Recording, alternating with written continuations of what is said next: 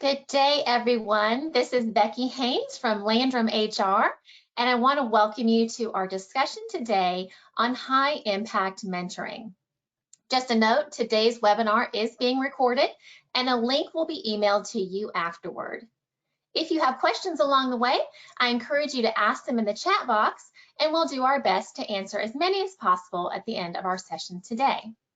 You know, in the current employment market we find ourselves in, what was once an extra, like mentoring programs, has now become quite necessary in both attracting and retaining high performers. So today, to help us dive into this arena, we are honored to have Dr. Sherry Hartnett with us. Sherry is a highly respected marketing and leadership professor, consultant, mentor, and author. She entered the world of academia after a successful business career as a senior level marketing executive. At the University of West Florida, she founded the pioneering high impact experiential learning executive mentor program. She also founded the annual Women in Leadership Conference to educate the next generation of business leaders. Sherry is co-author with Bert Thornton of High Impact Mentoring, a practical guide to creating value in other people's lives.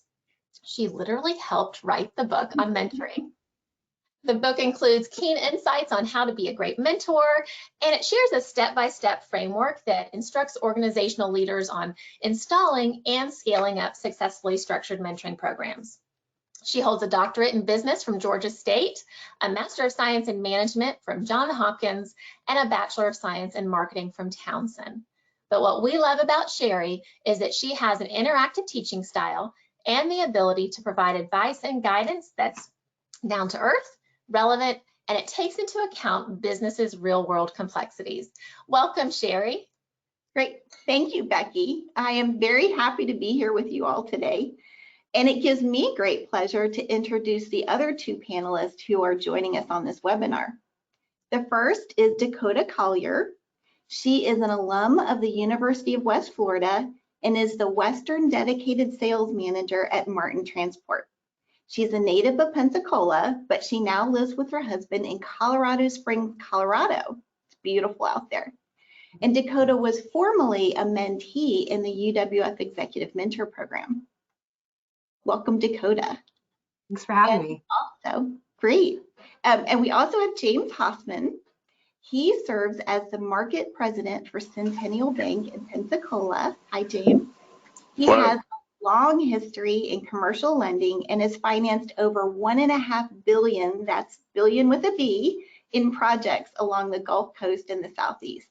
And he has served as an executive mentor with our UWF Executive Mentor Program for the past 10 years. I'm so glad both of you are here with us today. Yeah, thanks for having us. Sherry, before we begin, I like to poll our audience with a few questions so we can get, a good temperature check on where everyone's currently standing as it pertains to mentoring. So we're going to open up the polls if you're good with that. First question that we have for you guys is, do you currently have a mentor for yourself? I know, Sherry, I've had different seasons in my career. Sometimes I've had a really strong mentor, and sometimes I felt like I was an island out there by myself. So it'll be interesting to see what our audience says about where they currently stand on this. It's really interesting being a mentor, and I'm so curious to find out how many of our viewers have been mentors or are currently mentoring, especially mentoring other adults. We am anxious to see the poll results today. All right, they're coming in now. Looks like we're kind of neck and neck, a split down the middle. All right, looks like 53% currently do have a mentor, so that's really good. 47% do not currently have a mentor. All right, you talked earlier about mentoring other adults, so let's ask the audience our next poll question, which is, are you mentoring another adult? I know many of us have worked with organizations like Big Brothers Big Sisters, where we might have a child or a teenager that we're mentoring, but right now we want to specifically focus on other adults.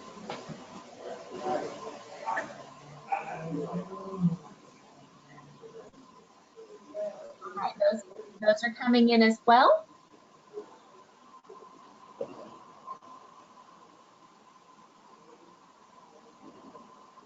And it looks like this one might also be neck and neck, Sherry. That's actually great for our conversations today. It really is. All right, and that poll has closed, and you don't get much more neck and neck. So 50% are and 50% are not. That's great. And then our last poll question for this morning will be, does your company that you're currently working in have a mentoring program already in place? So does your company have a mentoring program that is already in place? And we'll open that poll as well. The good thing about these questions is there are no right or wrong answers. This is true. This is true. All here to learn today. So this one I am seeing already, Sherry, is not going to be neck and neck. Okay. So it looks like we have an awful lot of people on the call that are really going to want to learn more about how to do just that, because the bulk of our audience is saying do not currently have a mentoring program in place at the company they're currently working in. So 88% do not have that. Only 12% of our audience do. So thank you everyone for sharing what's currently going on in your world. It gives us a good idea of where everyone stands right now. Sherry, I'm going to leave the rest of the webinar to you. I'll be back at the end to go over some questions that may come in from the audience. Great. Thank you, Becky. Appreciate that. Those polling results were very interesting, and thank you so much, everybody, for giving us your feedback. Let me read those results back to you again real quickly. So it looks like slightly more than half of you have a mentor for yourself, so that's awesome. Half of you are mentoring somebody else, great. And then 88% of you do not have a mentoring program at your current place of business, and that's okay. And that's really partly what we want to talk with you about. And I think the nice thing is having James and Dakota with us today, they can also give you kind of a sense from that perspective of them being mentors or being mentees and whether that was valuable or not to them. And it'll just give you some things to think about. So many of you are already involved in some way with mentoring. So you know that mentoring is no longer a nice to have, but it really is a must-have. And some people say, well, why is that? And it's because people crave those strong work relationships and a sense of connection, and employees really do expect to be developed. So James and Dakota, let's talk a little bit about the value of a mentoring program to an organization. You know, what are some of the ways a mentoring program can help a company?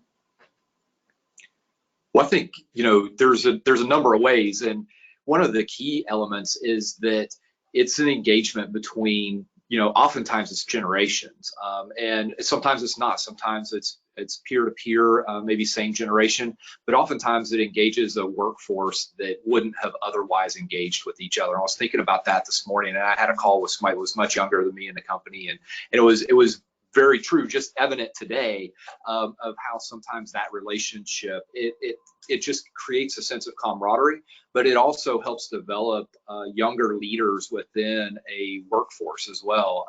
And I think that gap is something that historically, especially even before Zoom and everything else that we have today, wasn't bridged. And if you do that mentorship, mentor-mentee relationship, it puts an element there that really helps bridge that gap.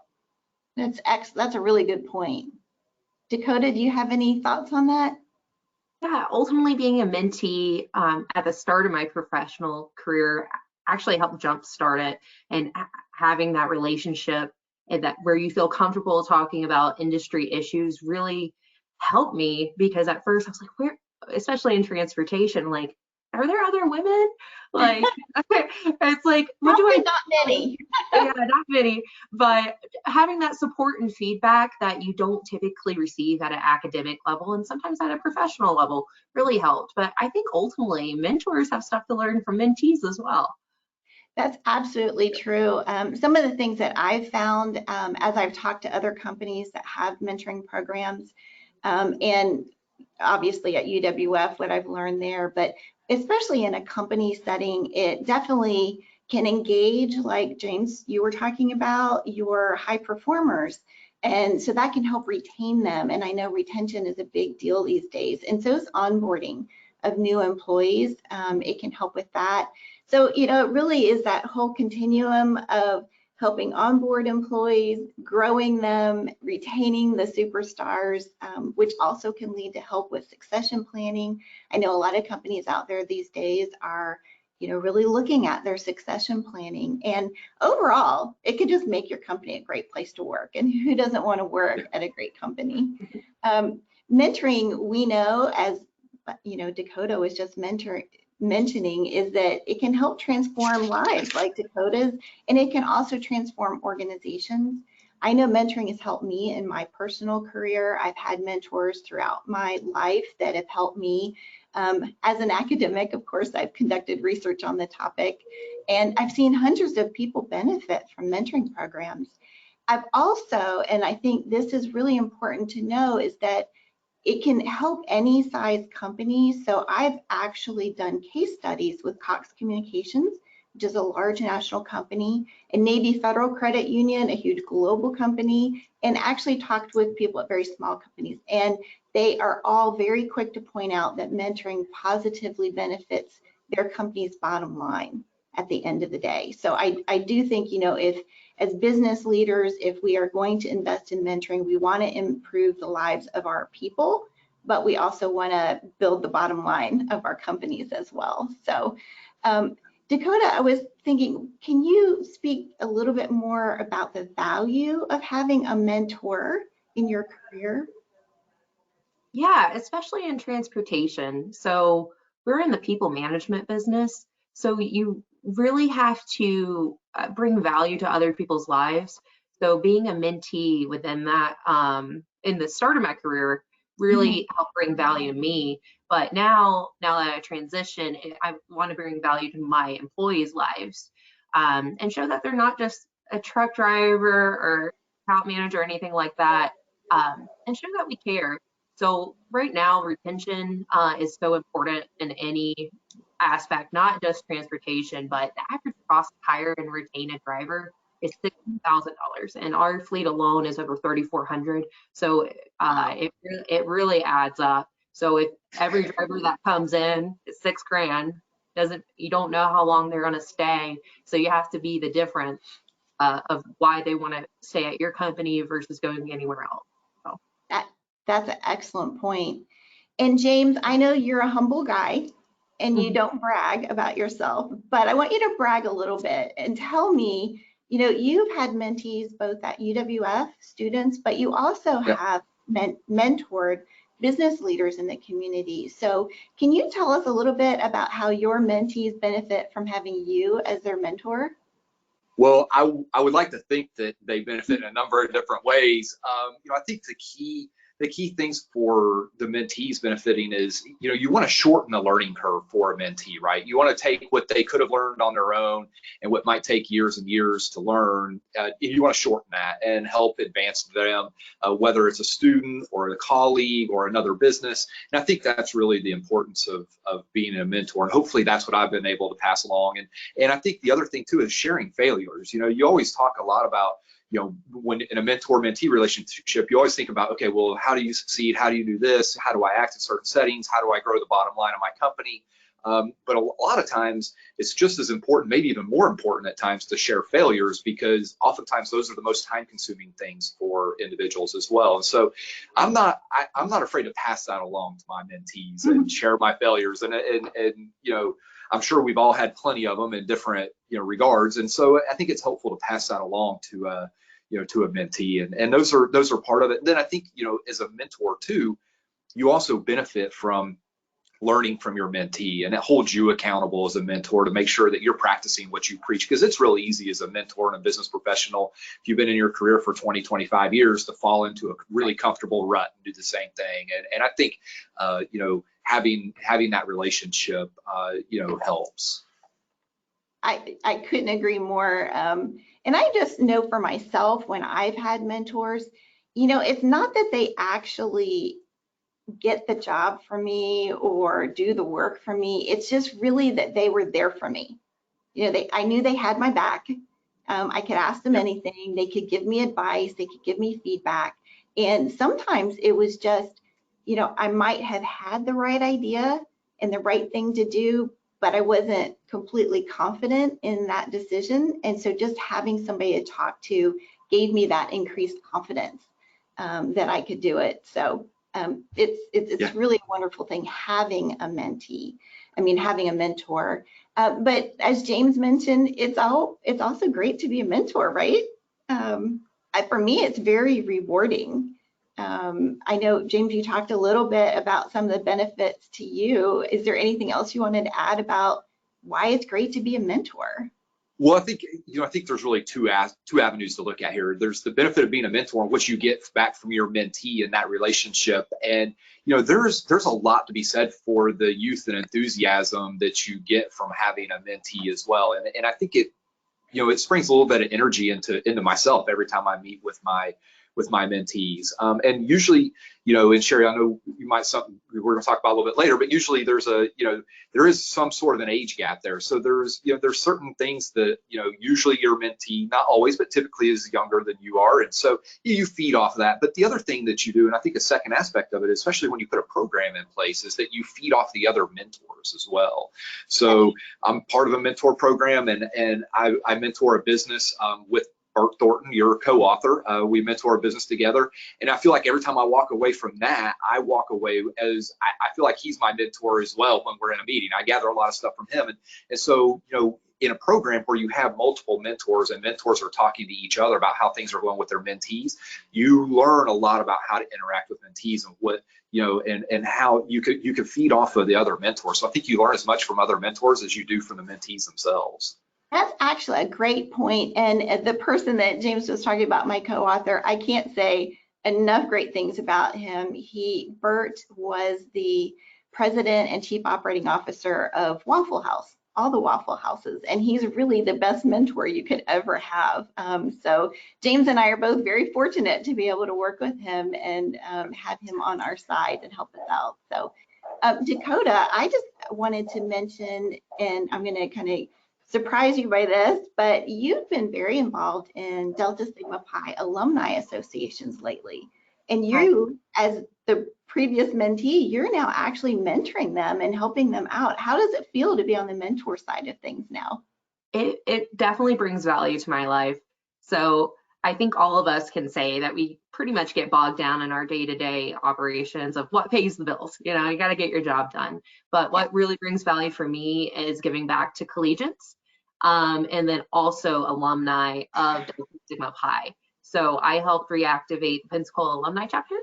So, and then also I serve as the district director for Eta Upsilon at the University of West Florida. And then now at the University of Colorado at Colorado Springs. I'm their assistant district director. So I'm very involved, but I never leave a meeting without learning something, you know. I've been out of college for 5 to 6 years now, but it's changing so fast. So not even at a professional level, you know, at educational level too. So it's nice to see what really motivates them, you know, and then how can you develop these future leaders to become successful and want to go out into the business world and make a difference as well, because I hope what they take from me is like, I want to help others too, you know, and give back to not only Delta Sigma Pi, but also their community as well. Yeah, you are making a difference. You are leaving a legacy, Dakota. And I know with me, when I mentor people, it really does feel good. It's worth the extra time that you invest in people because you're making a difference in someone's life and you can see it. You can see when the light bulb goes off. You can see when they succeed. And so we know mentoring works and it can retain those high performers because it keeps them engaged. We talked about that. But I think some people think it's just about engaging the mentees. But the reality is, in a mentoring relationship, like James alluded to, you are engaging the mentors as well. And you're more likely to keep those high performing mentors on your team because they're engaged and they know they're making a difference. And here's the key, I think, that we would all agree: mentoring doesn't just happen on its own. It is not intuitive, it's a learned skill. That's one of the reasons my co-author Bert and I wrote the book that Becky mentioned. In case you don't have one, this is what it looks like. And it's also why I created an online course to share the secrets and literally a blueprint for creating a successful mentoring program. So my advice to anybody listening today is don't just wing it. Learn how to do it well. And today, thanks to Landrum HR, we're talking to you about why mentoring is so important. And I am going to share with you today what the 7 steps to a successful mentoring program are. But we don't have time today to go into all the many details of how to do each step.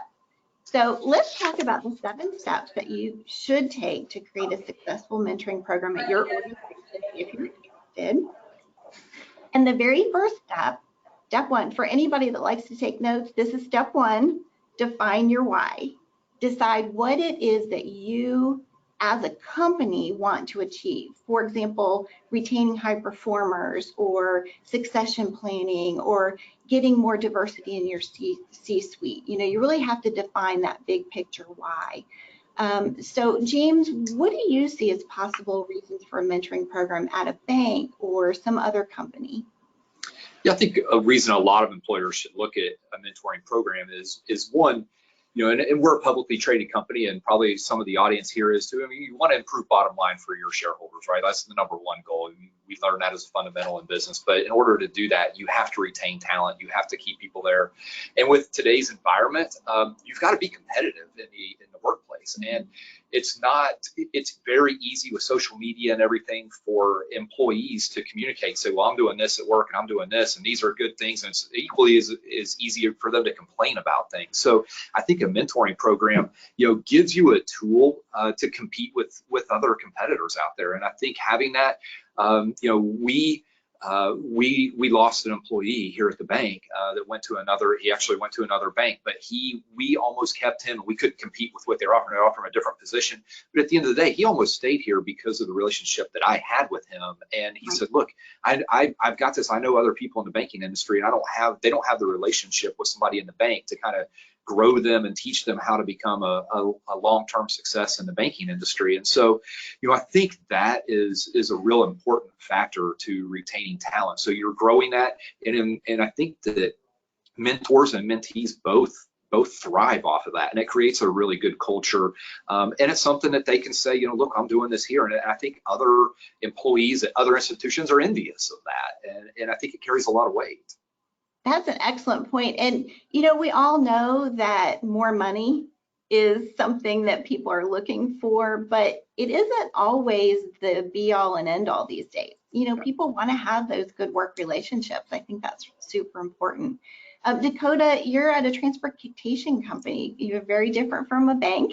How do you think, you know, a company like yours in a transportation or service industry could benefit from a mentoring program? For sure, it goes back to retention and showing that your employees care. So just like my drivers, I could go elsewhere. You know, what really keeps me at my company, and how do they make you feel? You know, and how do they want you to benefit? You know, from the company doing well as well. So I have a great relationship with upper management at headquarters. I'm very blessed to do so, and they kind of took me under their wing, and then that way I've been able to go quite far in 5 years. And I wouldn't have that without the support of mentoring in some shape or form in our business. That's great. And so I don't know how many viewers out there are data people, but I like to know the numbers as well as the people side of things. And so many of you are probably aware that the cost of turnover is huge. You know, employers could spend 33% of a worker's annual salary on hiring a new replacement. That can add up very quickly, as many of you know.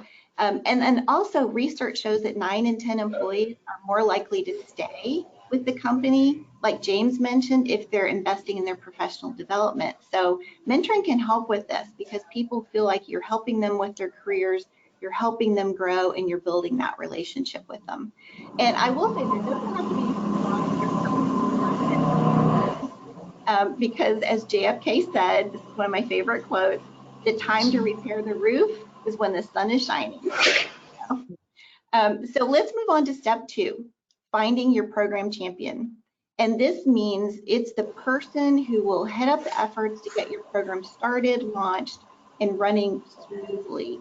And James, I know you've been in a couple different mentoring programs. What kind of person do you think makes a good program champion, that person that leads the mentoring program? Well, I think one, you have to start with the person that chairs it has to be somebody that everybody in a program would either like to have as a mentor or looks up to and would consider as a mentor. In order to program or to champion a program like this, you've got to start from the top, and you've got to have somebody there that's going to command that respect, or it has that respect from the rest of the participants in it. And then you have to have somebody that believes in it and is dedicated to it, and is going to put the time into it, and is a good communicator. I think a key thing is you have to communicate with your mentors and mentees, and provide them the background and the training, and communicate, say this is how we want this to go, how we think it would be successful, and then keep that communication up through the life of the program. It can't be something that just is in the beginning and you check in once in the middle, and or once every 4 or 5 months. It's got to be something that's constant communication, and so I think those are all key elements you would have to look for in that individual. I completely agree, and I think that one thing I'd add to that is there are some people that are great with relationship building and great communicators, but you also need somebody who will be accountable.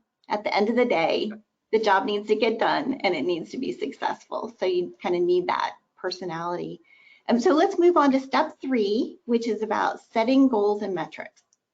As a company, you need to keep it simple, and you need to tie the metrics to both the business goals for your company and professional development goals for your people. So all of you are at companies, we know how we can measure things like retention rates and increased diversity in leadership and things like that. But I'd like to talk with James and Dakota a little bit about, so how did you measure success as a mentor and mentee? So, when you, Dakota, were working with your mentor, how did you decide what your goals were going to be? And same thing with you, James. I know every year you do set goals with your mentees. If you guys could both talk a little bit about that. Yeah, Sure. for sure. So the main thing was availability and communication, because how are you going to build a relationship if you're not available to meet in person? So one of the metrics we used was we're going to meet in person at least once a month, and then at least touch base once a week to see how each other were doing, anything that we needed help with, quick hello. But ultimately, by the end of my collegiate career, personally, how I measured it was, how did I feel leaving the executive mentor program? Did it bring value to me? And ultimately, it's what you put into it. So what you put in is what you get out. So I knew I gave it my all. I knew Amy gave it her all. And I'm like, you know what? I think this was success. And I still believe that. I love to hear that. Yeah, and to feed off of that, Sherry, I think that one thing that we do is we set goals and expectations, and one, you want to hit the expectations of your mentee at the end of the day is really, I think, the biggest key there. If you hit the goal of your mentee, then that's going to create that sense of belongingness and where that employee wants to stay with the company, whether it's a student or employee. I always sit down and I say, okay, well, what do you want out of this relationship? And we have a real candid conversation in the very beginning.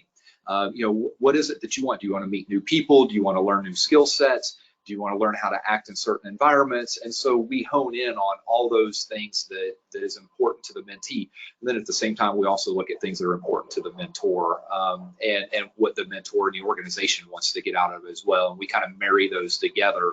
And then we set an agenda, and we look at that we say in the very first meeting, we say, okay, well, this is what I want to accomplish over the next 6 months.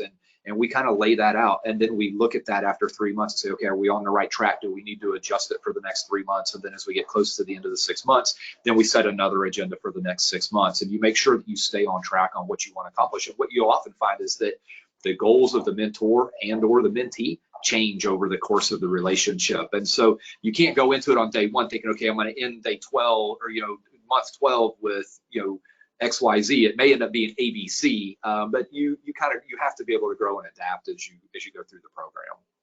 Yeah, things are always changing. That's true. Right. And I think one thing I'd add to that is for anybody that is considering mentoring someone, and maybe you want to mentor multiple people over your career, I think it's important to know that everybody is different. And so everybody's needs are different, everybody's wants are different. So there's no cookie cutter approach to it. You are really starting from scratch with each individual because it's all about them.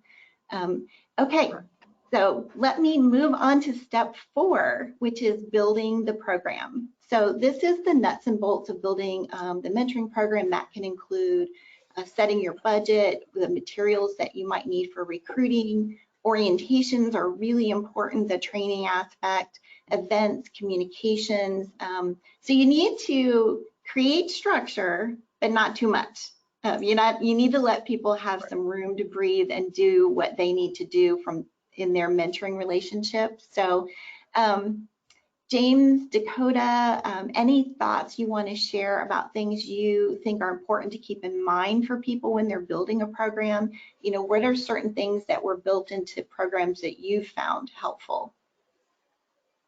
Yeah, I think, Sherry, you hit on it with you want to provide structure, but you don't want to provide too much. And I think, I don't, in my mind, this makes sense, but you kind of an outline structure is kind of what I think. Provide an outline. You don't have to provide all the bullet points in it, but you can, kind of give an idea of what you want it to look like. And I think providing that structure up front is really critical because it sets expectations for both the mentor and the mentee.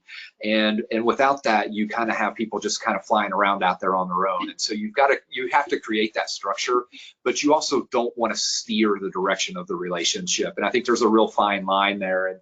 And that's where, there's tactics that can be used in order to, to figure out that middle ground between that, having structure and not providing guidance, or strict guidance. And so you have to let the relationship grow. I will say it sometimes does feel as a manager of a program, it does feel like I'm herding cats at some point. I'm sure it is. Yeah. Well, I think expectations were clear, especially in the executive mentor program. You gave us basic criteria of what to meet, a somewhat guideline, but we could make it our own. And it takes out any guesswork. Well, there's a little bit of guesswork with it, but ultimately it was clear. It wasn't scary. It was open communication between all parties. Awesome. Yeah, and Sherry, something else too, and going back to executive mentor program, the one thing that I think is very helpful is as a program leader or a champion within the organization, and you did a great job of this at UWF, is that you provided tools on a monthly basis for the mentor and the mentee, and on how to grow that relationship. So I think providing those tools is the critical piece of it as well. It's not just setting out there and providing the agenda and the outline, but you provide those tools through the course of the program that the opportunities to get together and meet, talk with other mentors, to learn, different tactics on communicating with a mentor or with a mentee. And those are really helpful along the way. I'm really glad you mentioned that because I do think while the most important piece is, the two people, the mentor and the mentee and their relationship, I think if you're part of a mentoring program, you want to feel like you're part of a program and you want to meet and engage with all the other people so you can network and you can build relationships with other people. And I think it can be just kind of more reinvigorating, especially if the event is a learning opportunity or a networking opportunity. Any thoughts about that, Dakota? It brings people together. I think to know that you're not alone it is really good, and then also it keeps momentum going. you know, it's great to start the program, but how do you keep that going? So having events like that and bringing people together, it is motivational. You know, it's like, hey, let's do this. You know, we can really make a difference, and seeing other people be successful as well, like, helps continue that process. Excellent. So we are ready to move on to step number 5, and that is recruit and connect. And I have to say, this is absolutely my favorite step. It's all about the 3 M's: mentors, mentees, and matching. And you need to recruit the best mentors, the best mentees, and then you really have to think carefully about how you match them for maximum impact. It is both an art and a science, in my opinion. And I know both of you guys have had mentors and mentees, and I wanted you to kind of talk about that match, you know, what makes a good match. So Dakota, you know, what was it about your mentor that was such a good match for you? Why was she somebody that was important for you to bond with? Yeah, I think our personalities aligned quite a bit. So Amy is very strong-willed, and she doesn't hold anything back. We're both outgoing and headstrong. And also after bonding, it came out that we came from similar backgrounds, you know, so being able to relate is a huge thing, you know. It's not a business professional that's been on a pedestal for life, for example. She worked her way up. Right. And it's just amazing, her story, and really empowering, but also bonding, you know, to feel that it's not just a mentor mentee. Amy, she's not just my mentor, she's a friend, and most importantly, an ally to have on my side, especially through my collegiate career. And having that ally is so important, you know, to know that you're not alone and there's someone backing you up. Mm-hmm. So James, you can speak to what makes a good match, but you and I learned early on in our mentoring journey together a valuable lesson regarding age differences between mentors and mentees. Would you be willing to share that? Sure. Yeah, that was actually that was the very first mentee I had at UWF. Yeah, sorry about that. Yeah, hey, no problem. But it was, you know, I think, Sherry, you and I both felt like going into this match, it was going to be a really good match. And what it was, a person that owned a pool company. They did pool maintenance, pool repair, equipment repair, and we had a lot in common. Our personalities were very similar.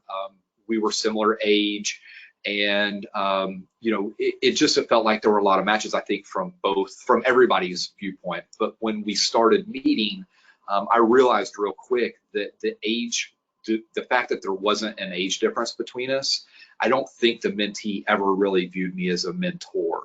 It was very hard to get past that. And I was young in my mentoring career as well. I was the first mentee that I had had.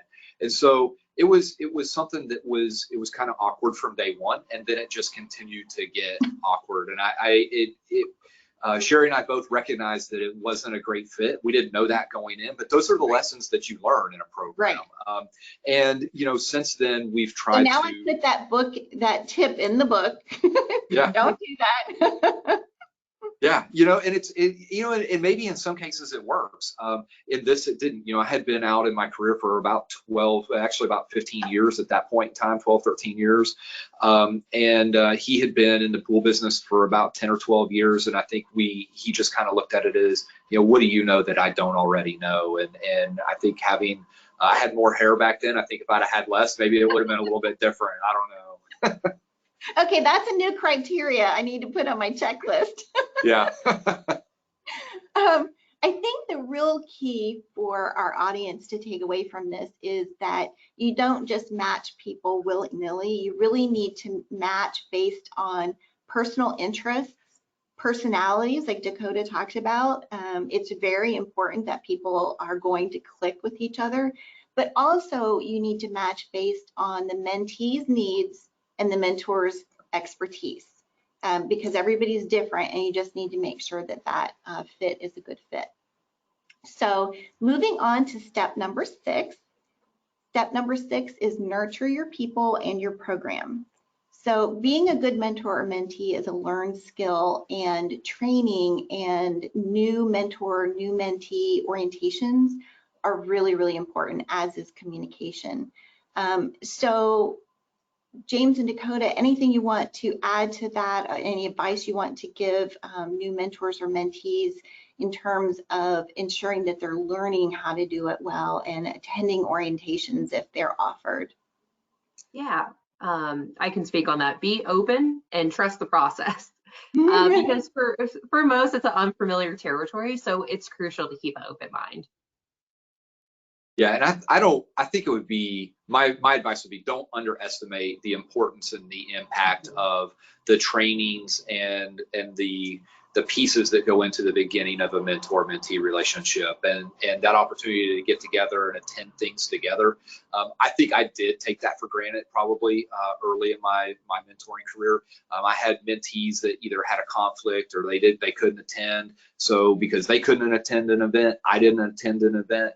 And then I would look at, the recap or hear from people afterwards, and I'd realize, what, even though my mentee couldn't make it, I should have been there for that, and I should have gone to that, participated in it, because I could have taken something away from it. Just because I wasn't there to share the experience with my mentee doesn't mean that I couldn't have benefited from it myself. And so I feel like as I've grown in my mentor, in this process of being a mentor, I now attend things regardless of whether my mentee can get there. If I can make an event, I attend because there's always something that I can take away from it. And I think that a lot of people discount that a lot in the beginning, and the mentees do as well. It's not just from the mentor piece of it. It's hard to convey that, but I think as a mentor, it's our job to help pass that message along to our mentees and say, look, it's really important that you're here, and here's why, and explain that to them, and how going to that one event or being a part of that's going to help them.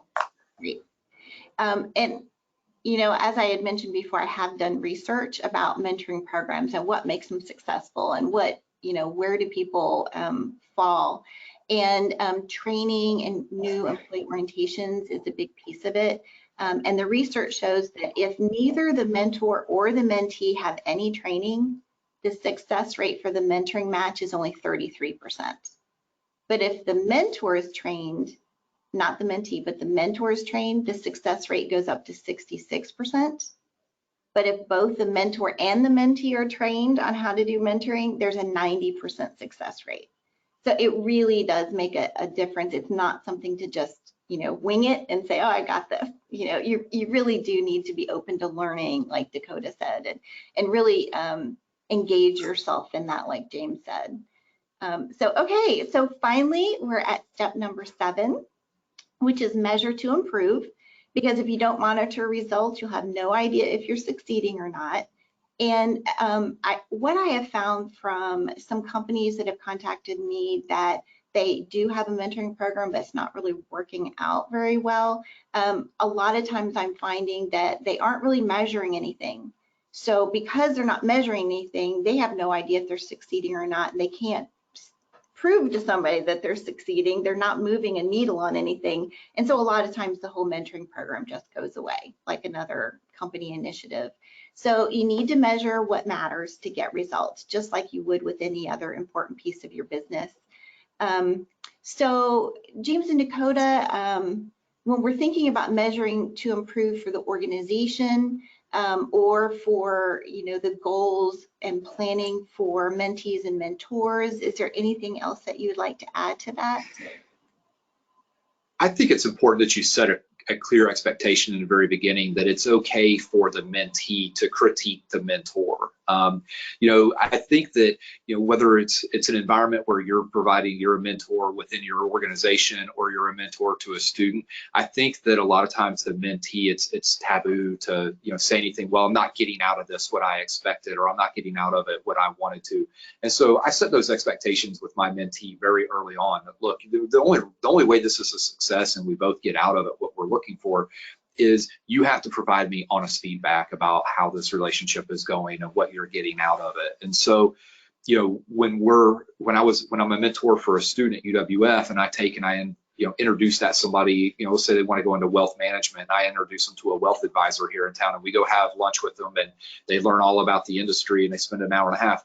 Well, then within a couple of days, I always have either a follow-up call or a follow-up meeting. I said, how did that go? Was it in line with what you wanted? What kind of questions, would you have wanted to ask that you didn't? And how do we grow from that experience and take that into the next one? I think if you're within a company, you have to do the same thing. You have to constantly evaluate how those meetings are going, and make sure that the mentee's getting out of it what they want, because that's the only way you're going to get 100% participation and effort out of everybody, is that it has to be a success. So you have to let them know that, look, critique the experience, critique what's going on. That's the only way we're going to get better. For sure, and the communication's key, and knowing that it's okay to change. And not everything's going to stay the same, and the first step of realizing, hey, maybe this isn't working, I think is where you can really grow personally and professionally. If it isn't working, switch paths. Right. Excellent point. We all have to stay flexible. I mean, the participants in the program, but also the people that are managing the program need to be flexible and see what's working and what's not working, and step in and shift gears if needed. So, all right, those were the 7 steps for creating a successful mentoring program. And like I said before, there's so many more tips to share and pitfalls to watch out for, but we don't have all the time we need to cover all of that. So the most important thing for me to share with you is that as leaders, if you want to make a difference in the lives of not just 1 or 2 people, but you want to scale that up within your organization to engage your employees, retain your talent, and become a better place to work, then a mentoring program is for you. And something I learned a long time ago is you don't have to be great to start, but you do have to start to be great. So James and Dakota, thank you so much for joining me here today. It's so much fun to see you, talk with you. I always enjoy our conversations. Anything that you want to close this out with? Just do it. I appreciate you having us. Yeah, absolutely. I think these programs can benefit, all the way around, and happy to be a part of this, and thanks for having me. Yeah, thanks for having me. And Becky, it's good to see you again. Thanks for coming back. I knew you were going to come back, but I know that Dakota and James and I, we'd be happy to answer any questions from the audience. It looks like we have a little bit of time today. Absolutely. That was a great discussion, you guys. It sounds like each one of us as professionals really need to be pouring into someone, and hopefully we can find someone to pour into us as well. We did have some great questions come in during the discussion. One of the first questions that came in was, as a mentor, how many hours am I expected to spend communicating with my mentee? James, you want to take that? Yeah, I think, that's going to vary between every relationship. And so I don't think there's a set number, but I think there is a set expectation from a mentee probably in the beginning. And I think as a mentor, you can help guide that expectation. I try to spend a minimum of a couple hours a month with my mentees. And sometimes that's over the phone, sometimes that's in person. But what I find is that if you have that touch point once a month, at least for a couple hours, it keeps everybody engaged. Around the holidays, sometimes it's difficult to do that. But if you go more than a month or 2 without that touch point, I think that, it becomes too easy to go to the next month without having conversation. And so I would encourage at least a couple hours a month. I agree with that. I think if you don't, then you will lose the momentum that you had been building. That makes perfect sense. All right, our next question is, what is the duration of a quality, successful mentoring partnership? I'd like to take that one. Because I actually have 2 different answers. First, from a mentoring program standpoint, I recommend that mentors and mentees are matched for at least 9 months to a year. That gives you time to bond with each other, build trust, and really get to know one another. But then my second answer is, if the mentoring relationship is really strong, people, like Dakota mentioned, people will remain professional friends for years. And so it can be, a lifetime. So hopefully that helps answer the question. You know, that's true. I still find myself picking up the phone and calling some mentors I had years ago with a really sticky situation that comes up or something like that. So very valid point there, Sherry. The next question we had I thought was really good. And it is, do I have to be a subject matter expert to be a mentor? I'd like to hear Dakota's feedback Yes. on that, because as a mentee, I think that's a really interesting question. Yeah, I don't think so. You know, sometimes it's just life. You know, we've all lived, you know, so you don't have to be an expert at anything. Jack of all trades, master of none, you know, just having that support system there and someone that's just is human, you know, not like I said earlier, a leader on a pedestal. You know, you want someone that's genuine and cares. So no, I don't think being an expert in anything is necessary.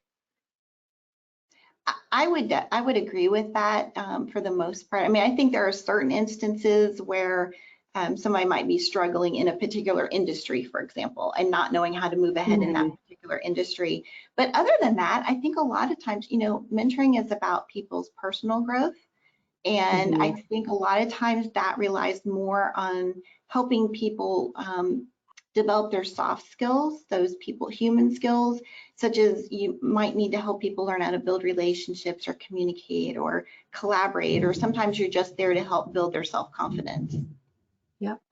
Yeah, and sorry, go ahead, Becky. I would just add that I think everyone's a subject matter expert on something. You know, it may be that you have a high level of emotional intelligence, but you haven't been in your field for very long. I think everyone has something that they are an expert in. Yeah. I would agree. And just to kind of add on that too, is I think it varies on the mentee, on what the mentee is looking for, you know, as well. I've had mentees where I think being subject matter expert has definitely helped me.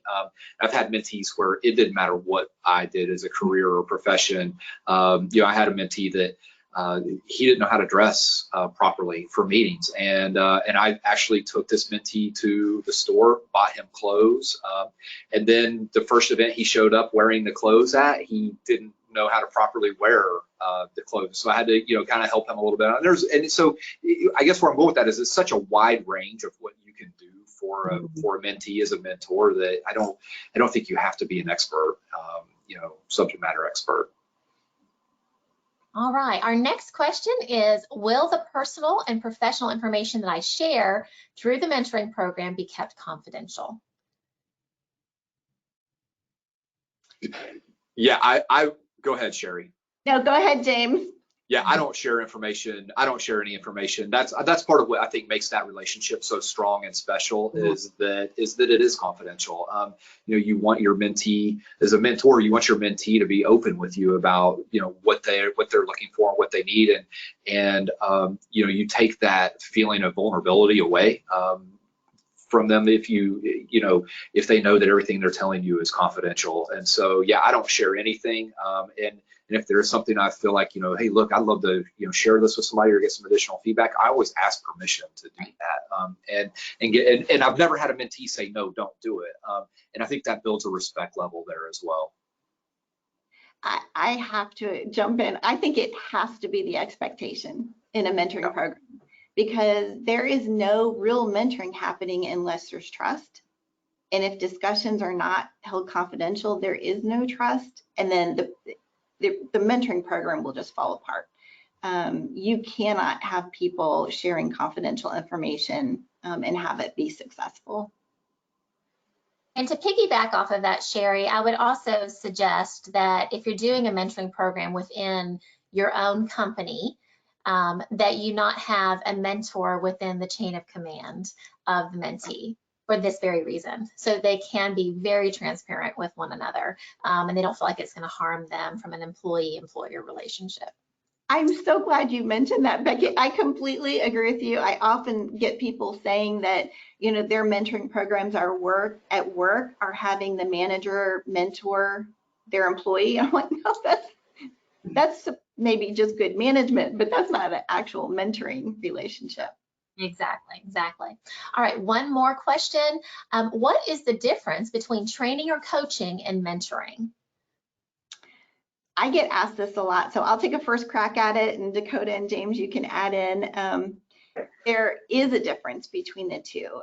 Mentoring is really about professional development, career progress, and training, it addresses like skills that somebody needs in their work. And so the other thing that changes is that the time frame for mentoring is for long-term growth, while training and coaching is typically for short-term performance. So there really is, it's short-term skills-based versus mentoring being long-term professional development.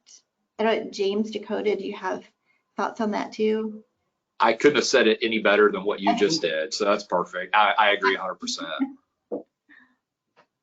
All right, I think that is about all that we have time for today as far as questions go. If we did not get to your question today, be assured that we will respond to each question that was submitted. Thank you, Dakota, James, and Sherry for spending some time with us today. As a reminder, if you are interested in bringing a mentoring program to your business through either Sherry's online course or in-person workshop, contact Lisa O'Donnell here at Landrum HR. We put her contact information in the chat. Here at Landrum HR, we exist to make the business of people easier. So if we can assist your company with any of your people needs, we hope you'll reach out. Until next time, have a great day, everyone. Thank you, everybody. Thanks, everybody.